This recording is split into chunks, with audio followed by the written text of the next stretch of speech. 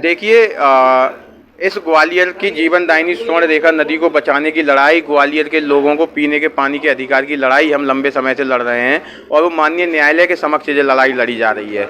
और जब ये लड़ाई हम लड़ रहे हैं ईमानदारी से और ग्वालियर के लोगों का इसमें सहयोग मिल रहा है, पत्रकार साथियों का, वकील साथियों का, डॉक्टर का, तमाम प्रबुद्ध लोगों का सहयोग मिल रहा है, तब जिम्मेदार अधिकारी जो हमेशा डांट खाते हैं न्यायालय के समक्ष, न्यायालय इनसे बोलता है बार बार कि साहब आप एक ठोस रोड मैप पेश कीजिए, ठोस इस पर कार्रवाई कीजिए। तो ये ठोस कार्रवाई न करते हुए खाना पूर्ति करते हैं, हर बार डांट खाते हैं और डांट खाने के बावजूद इन्होंने इसको लाभ का जरिया बना रखा है। और इसी के तहत वन विभाग ने एक 74 करोड़ 84 लाख की एक योजना तैयार की है। ये योजना है जिस पर लिखा हुआ है फॉरेस्ट कैचमेंट ट्रीटमेंट प्लान।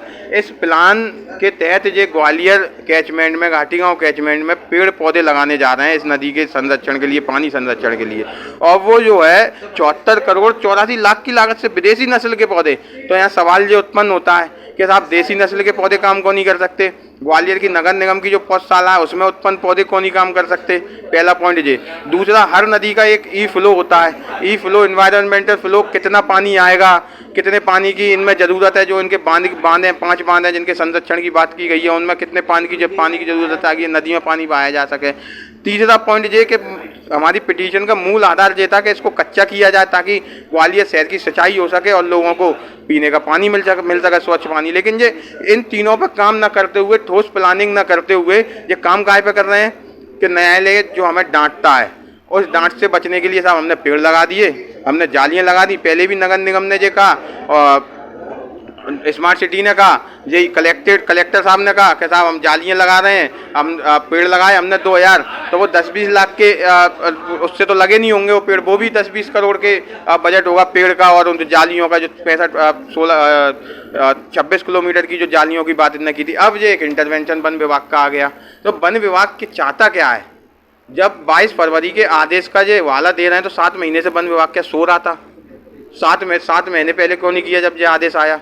जब भी आप कर सकते थे। उसके बाद एक इंटरवेंशन और आया था, जो फूलबाग पर नारा मिल रहा है, तो उनने भी तो उस समय इंटरवेंशन दिया था। तो इसमें जिस 7 महीने बाद इंटरवेंशन को दे रहे हैं, इसका मतलब वन विभाग को स्पष्ट तौर पर जो पिटीशन लाभ का जरिया समझ में आ रही है, भ्रष्टाचार का अड्डा जिनने इसको समझ लिया है। विकास के नाम पर, जैसे न्यायालय विकास के नाम पर बात करता है कि विकास करके दिखाइए, ठोस करके दिखाइए, वो विकास के नाम पर भ्रष्टाचार का काम कर रहे हैं। मतलब न्यायालयीन आदेशों का उल्लंघन कर रहे हैं, कंटेम्प्ट कर रहे हैं, जनता के पैसे का उल्लंघन कर रहे हैं। 75 करोड़ किसका है? ये 74 करोड़ 84 लाख किसानों का, मजदूरों का, गरीबों का, आपका और हमारा। तो ये इसको बर्बाद करने का काम कर रहे हैं। तो साफ साफ नजर आ रहा है ये भ्रष्टाचार है। मैंने लिखित शिकायत माननीय जिलाधीश महोदय को की है कि इस पर रोक लगाई जाए। इसमें किसका भ्रष्टाचार में योगदान है? देखिए, इसमें सब लोग संलिप्त हैं, चाहे वो ग्वालियर कलेक्टर हो, नगर निगम कमिश्नर हो, स्मार्ट सिटी CEO हो, CWC के अधिकारी हो, सब लोग इसमें सम्मिलित हैं। अगर ये सम्मिलित नहीं है तो फिर जब न्यायालय बार बार कह रहा है कि ठोस सबूत दी और ठोस कार्रवाई कीजिए, ठोस रोड मैप तैयार कीजिए, तो ठोस रोड मैप तैयार क्यों नहीं कर रहे हैं? ये क्यों खाना पूर्ति कर रहे हैं?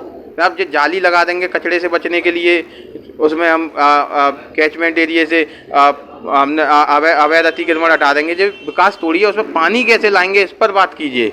उस पर पानी की व्यवस्था लाने की, उसके डेवलपमेंट की व्यवस्था, इस पर बात कीजिए।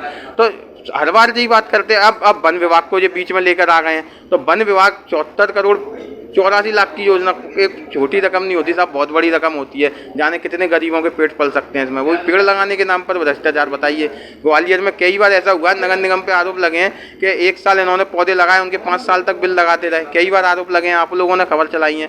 जो स्टेशन के सामने पेड़ लगे थे, इनकी एक और मध्य प्रदेश शासन और स्मार्ट सिटी नगर निगम प्रशासनिक अधिकारी करोड़ों को विकास की बात कर रहे हैं। वहीं विश्वजीत रतौनिया ने करोड़ों रुपए का भ्रष्टाचार का आरोप लगाते हुए कहा कि इन्होंने मध्य प्रदेश शासन और नगर निगम स्मार्ट सिटी ने मिलकर वृक्षारोपण के नाम पे करोड़ों रुपए का घपला किया है और न्यायालयों को गुमराह कर रहे हैं। मैं ग्वालियर से आलोक सक्सेना।